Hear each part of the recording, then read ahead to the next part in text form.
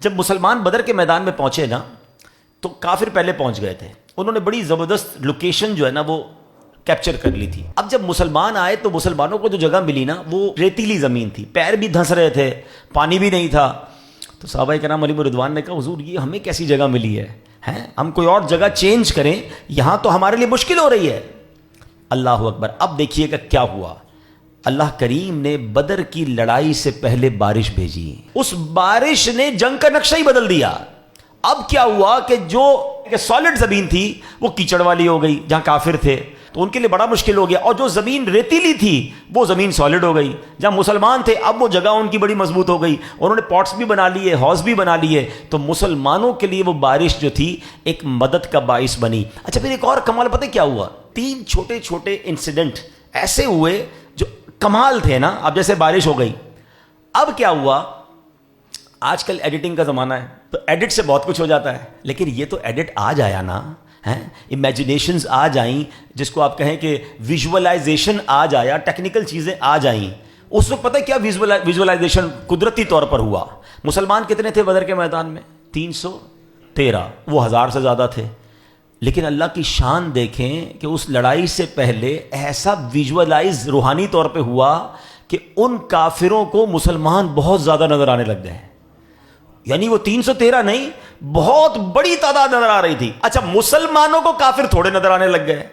اب آپ اگر 300 ہوں, سامنے 50 آدمی کھڑے ہو, بندہ کہتا ہے میں تو ویسے ہی ٹکڑے کر دوں گا ان کے. یعنی مسلمانوں کے حوصلے بڑھ گئے اور کافروں کے حوصلے پست ہو گئے کہ یہ اتنے کیسے ہو گئے.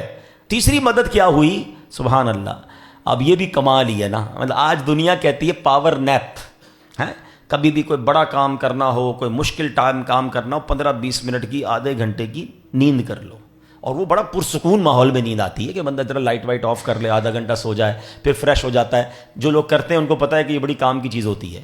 مگر جنگ کے میدان میں سامنے دشمن کھڑا ہو, تلوار لیے, گھوڑے ہیں, اونٹ ہیں, لڑائی کا ماحول ہے.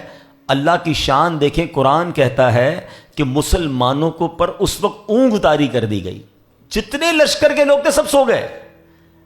یہ کیا تھا, ایک ایسی رحمت تھی, سب سو گئے for few minutes.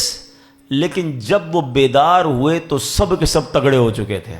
Every body become fresh. وہ کہتے ہیں نا کمپیوٹر ری اسٹارٹ ہو جاتا ہے, جب بندہ سو کے اٹھتا ہے سارا دماغ فریش ہو جاتا ہے. دوبارہ اللہ پاک نے ان کو یہ طاقت دے دی.